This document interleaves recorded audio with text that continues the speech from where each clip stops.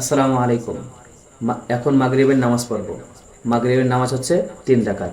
আর একটা প্রশ্ন করব, যেই প্রশ্নের উত্তর দিতে পারবে তাকে এই কলমটা গিফট করব। প্রশ্নটা হচ্ছে, মাগরিবের নামাজ 3 রাকাত, লাস্টের রাকাতে কেউ যদি বৈঠক না করে সালাম যদি না ফেরোয় দাঁড়িয়ে যায় তাহলে কি করতে হবে? আসলে শুনুন, তুমি বলো মাগরিবের নামাজ কয় রাকাত? 3 রাকাত। 3 রাকাত। লাস্টের রাকাতে কেউ যদি বৈঠক না করে সালাম যদি না ফেরোয় দাঁড়িয়ে যায় তাহলে কি করতে হবে? পুনরায় নামাজ পড়তে হবে। পুনরায় নামাজ পড়তে হবে। আচ্ছা, তুমি বলো তো কি করতে হবে? পুনরায় নামাজ পড়তে হবে।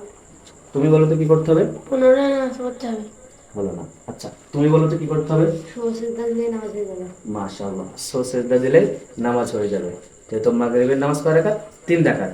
কেউ যদি লাস্টের রাকাতে বৈঠক না করে সালাম যদি না ফিরে দাঁড়িয়ে যায় তাহলে লাস্টের রাকাতে কি করতে হবে? সেজদা দিলে নামাজ হয়ে যাবে। কলমটা তোমার।